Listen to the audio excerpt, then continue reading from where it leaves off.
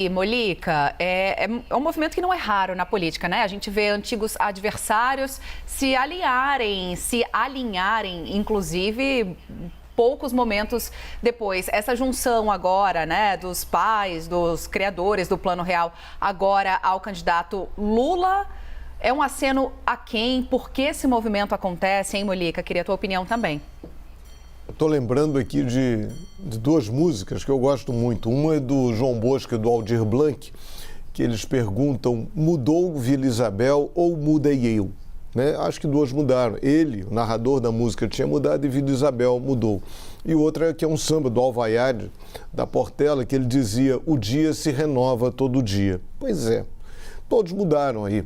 Até porque tem um ponto em comum. Jair Bolsonaro e Lula e PT eram contra o Plano Real, encaminharam contra o Plano Real, chegaram a votar contra o Plano Real, e o Paulo Guedes deve ser contra o Plano Real até hoje, né? O Paulo Guedes sempre foi aquele patinho feio da vinha econômica, ninguém gostava muito, ele ficou muito chateado com isso, muito ressentido, que ele não era aceito, né, nas escolas principais da economia brasileira, ele se colocando como um liberal radical.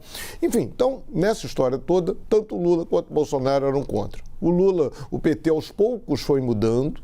Depois, em 98, já na eleição de 98, o Lula já dava declarações amenizando. Em 94, eles diziam que tinha um problema eleitoreiro, que era uma forma para o Plano Real, para o Fernando Henrique ganhar a eleição, que ia ter concentração de renda, que não ia redistribuir renda. Aos poucos, em 98, o Lula começou a admitir o valor da estabilidade, como a estabilidade era importante para a vida brasileira, para a vida principalmente do trabalhador brasileiro, já que a inflação funcionava e funciona como um grande imposto que vai tirando o dinheiro da população, principalmente dos mais pobres, que não tem como se proteger aí dos efeitos da inflação.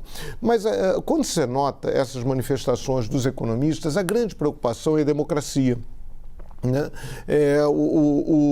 A Mini Fraga chegou a falar que espera uma condução responsável da economia no eventual governo Lula, que o Lula seja o Lula do primeiro mandato, mas ele fala de riscos para a democracia. Né? Ele fala em garantir o mais básico, que é a democracia, que é um temor que Bolsonaro, ainda mais fortalecido com um segundo mandato e com um Congresso muito mais, com uma cara mais bolsonarista, represente esse risco. Né? O Pércio Arida foi na mesma linha. Vou votar no Lula não só pelos erros do governo Bolsonaro, aí abre parênteses, né? O teto já foi para o espaço, a responsabilidade fiscal já foi para o espaço, enfim, aí continua o Arida. Mas porque estou preocupado com a democracia brasileira.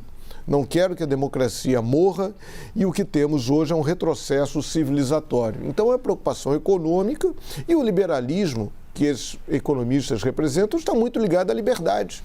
Né? A liberdade tem muito a ver com o liberalismo precisa da liberdade política, liberdade econômica. E, por último, um detalhe importantíssimo. O Pércio Arida, aos 18 anos, era um militante político contra a ditadura. Ele foi preso, foi torturado.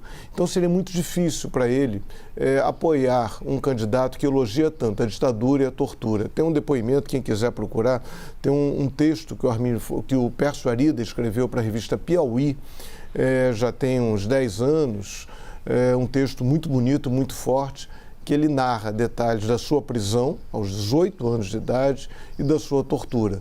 É um momento muito grave, é um momento que deve gerar reflexão em todos os brasileiros. Fica a dica aí de leitura, está de acesso livre, revista Piauí, é só botar lá, Pércio Arida, Piauí, tortura. Vale a lida. Com vocês.